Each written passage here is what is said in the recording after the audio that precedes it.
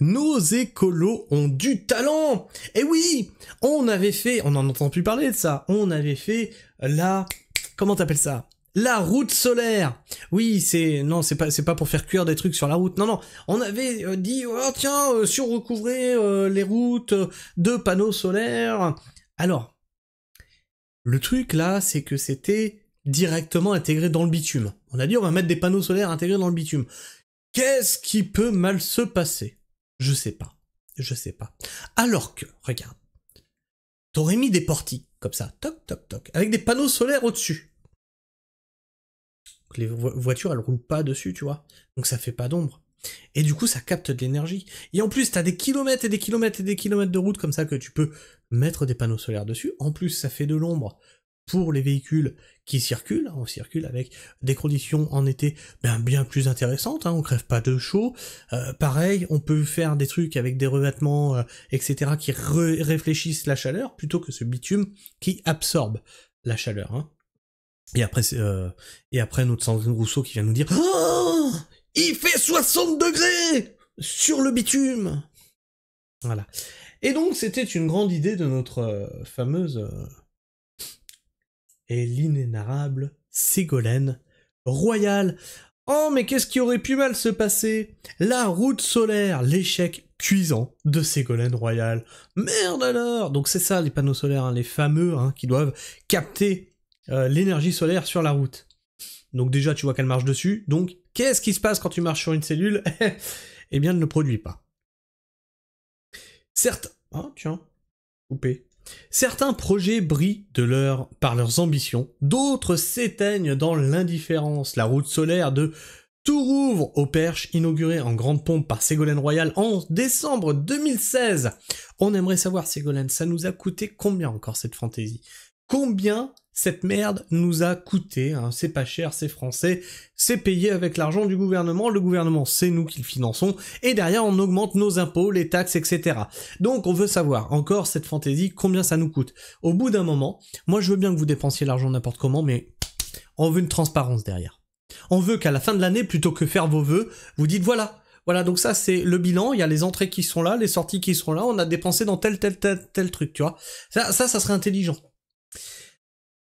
En décembre 2016, appartient définitivement à la seconde catégorie. La catégorie de la blague, je vois vraiment pas ce qui pouvait mal se passer. Celle où disparaissent les projets absurdes auxquels chacun a honte d'avoir accordé la moindre importance. Est-ce que d'ici 20 ans, on en parlera, enfin là c'est 10 ans, est-ce que d'ici 10 ans, on va reparler des éoliennes et on va dire oh, c'était pas une bonne idée, des panneaux solaires qu'on a mis dans les forêts, qu'on a rasé des forêts complètes pour poser des panneaux solaires. Est-ce que dans 10 ans, on dira non, mais moi j'ai jamais soutenu ça. Est-ce que dans 10 ans, on va parler de la voiture électrique qui n'a rien d'écologique? J'aimerais bien les voir dans 10 ans, là, ceux qui auront soutenu la voiture électrique, nous dire non, moi? Non, jamais. Auquel chacun a honte d'avoir accordé la moindre importance par emballement moutonnier, une fois que le réel ressurgit. Eh oui, le mur du réel, c'est celui que tu prends, tu vois, pleine face comme ça, là, qui fait bien mal, quand t'as des belles idées à la con, que tout le monde te dit c'est une idée à la con, mais toi tu dis non, je vais y aller. Oui, mais le réel est là, en fait. Tu vis pas au pays imaginaire. Il y a le réel derrière. Rambobinons, 22 décembre 2016, sous un ciel normand, désespérément gris. Premier indice qui aurait dû indiquer que quelque chose clochait dans l'histoire. Une ministre de l'Environnement, rigolo, en manteau rose bonbon déambule sur des dalles photovoltaïques auréolées de gloire après le succès de la COP 21 à Paris. Ségolène Royal se rêve en héroïne de la planète. Et oui, il faut sauver la planète. Il faut sauver la planète. En posant des panneaux photovoltaïques dans le bitume. Voilà. Non mais... Les appareils photo crépitent, le discours s'envole. C'est une utopie qui devient réalité. Une première mondiale. Oui, des premières comme ça, on s'en passerait bien. Je sais pas, c'est pas parce que t'as fait un gros caca que faut t'en vanter, quoi. Je sais pas, Voilà, maintenant on est la risée du monde. C'est pas une première mondiale. Sans enthousiasme, la ministre de l'écologie, du développement durable et de l'énergie. Une armée de journalistes immortalise l'image d'une petite Zoé blanche glissant sur la voie tracée à l'entrée du village de 1500 âmes. Ce premier kilomètre de route solaire va se démultiplier, promet la ministre exaltée. D'ici 2020, au moins 1000 kilomètres de routes seront équipés de panneaux solaires, dans une France à la pointe de l'innovation. C'est regardé dans le monde entier. Ah oui, je pense que oui. Bah d'ailleurs, les Chinois nous l'ont pris, l'idée, oui. Non, bah non, en fait. Les Japonais aussi, tu vois, ceux qui sont à la pointe de la technologie. Non plus. Bizarre, hein. 8 ans plus tard, le monde entier regarde encore, le compteur est à 0. Voilà. Nos chers écologistes, toujours avec des idées fulgurantes comme ça, tu vois. Ils ont toujours plein d'idées. Mais c'est pas parce que t'as une idée qu'il faut l'appliquer, tu vois. Déjà, commence par la poser sur le papier. Ensuite, commence par compter si, écologiquement, au niveau du carbone, t'es rentable. D'accord ? Déjà, ça colle pas. Fais déjà ça pour les éoliennes. Fais ça pour les panneaux solaires. Ensuite, regarde si ton énergie, elle est pilotable ou pas. Bon, c'est pas le cas non plus. Merde, c'est con. Donc, y a rien qui va dans ton histoire. C'est pareil pour la bagnole électrique. On te dit, la bagnole électrique, regardez, elle pourra aller en ville parce qu'elle est écologique.